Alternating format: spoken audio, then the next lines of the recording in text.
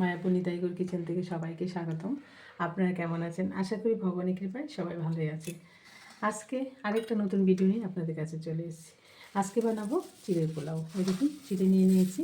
চিড়ের পোলাও বানাতে আমি এখানে একটু সবজি দিচ্ছি, কারণ চিড়ের পোলাওতে একটু সবজি দিলে ভালো লাগে, তার জন্য এখানে আমি একটা আলু ছোটো ছোটো করে বানিয়ে নিয়েছি। এখানে গাজর, একটু ক্যাপসিকাম, আর এখানে নিয়েছি বাদাম, আর এখানে একটু ফুলকপি, যেহেতু ফুলকপি সিজন, একটু ফুলকপিও বানিয়ে নিয়েছি, আর এখানে আদা লঙ্কা। এবার প্রথমে আমি ফুলকপিটা একটু ভেজে নিচ্ছি। এখানে আমি একটা কড়াতে সাদা তেল দিয়ে দিয়েছি, ফুলকপিটা দিয়ে দিচ্ছি। একটু লবণ দিয়ে ফুলকপিটা একটু লালচে করে ভেজে দিচ্ছি। এই যে পোলাও চিড়াটা আমি ভালোভাবে ধুয়ে জল দিয়ে রাখছি। দেখুন এই যে ফুলকপিটা একটু লালচে করে ভেজে নিচ্ছি। একটু ঢাকা দিয়ে এই যে সিদ্ধ হয়ে গেছে সুন্দর। এই যে ফুলকপিটা নামিয়ে দিচ্ছি, দিয়ে দিচ্ছি বাটা, আর এখানে দিয়ে দিলাম গোটা গরম মশলা। ভালোভাবে একটু গরম মশলাটা একটু ভেজে নিচ্ছি, সুন্দর একটা সেন্ট আসবে।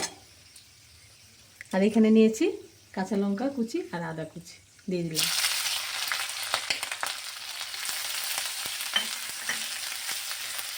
আদাটা লঙ্কাটাও ভালোভাবে ভেজে নিচ্ছি, খুব সুন্দর করে, মানে লালচে করে ভেজে নিলে না খুব সুন্দর হয় এটা।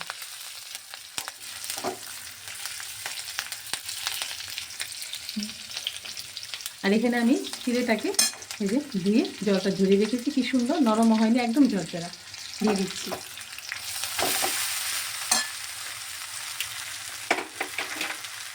দিয়ে দিচ্ছি স্বাদ মতো লবণ। যেহেতু চিড়ার পোলাও একটু আমি চিনি দিয়ে দিচ্ছি, একটু মিষ্টি মিষ্টি হলে ভালো লাগে। ভালোভাবে মিশিয়ে নিচ্ছি। দিয়ে দিচ্ছি অল্প পরিমাণে একটু হলুদ, অল্প হালকা কালারের জন্য। ভালোভাবে এবার চিড়াটাকে ভেজে নিচ্ছি। এই যে একটু চিড়াটা ভাজা ভাজা হয়ে গেছে, এখানে ভেজে রাখা সব সবজি দিয়ে দিচ্ছি।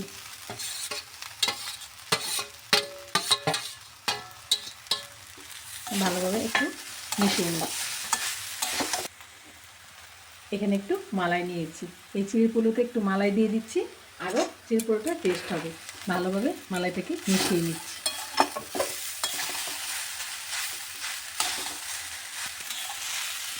দেখুন এরকমভাবে সব সবজি সব কিছু দেওয়া হয়ে গেছে, একদম সুন্দর করে ভাজা ভাজা করে নিয়েছি। আর চিড়ের পোলাওটা কত ঝরঝরা, এই যে।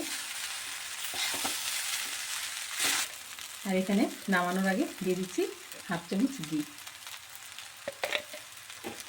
এবার ভালোভাবে মিশিয়ে নিলেই চিড়ার পোলাও রেডি হয়ে গেছে। এবার আমি নামিয়ে দিচ্ছি চিড়ার পোলাওটাকে। দেখুন রেডি হয়ে গেল ঝটপট চিড়ার পোলাও। এখানে আমি ভেজে রেখেছিলাম বাদামটাও উপরে ছড়িয়ে দিচ্ছি। তাহলে এরকমভাবে আপনারা করে ভগবানকে ভোগ লাগিয়ে সকালের টিফিনে বা সন্ধ্যার টিফিনে চিড়ার পোলাও পেতে পারেন। আর সবাই কেমন লাগলো এটাকে আমাকে অবশ্যই কমেন্ট করে জানাবেন। আজকে ভিডিও এখানে শেষ। সবাই ভালো থাকবেন, সুস্থ থাকবেন। আবার দেখা হচ্ছে পরের ভিডিওতে। হরে কৃষ্ণ।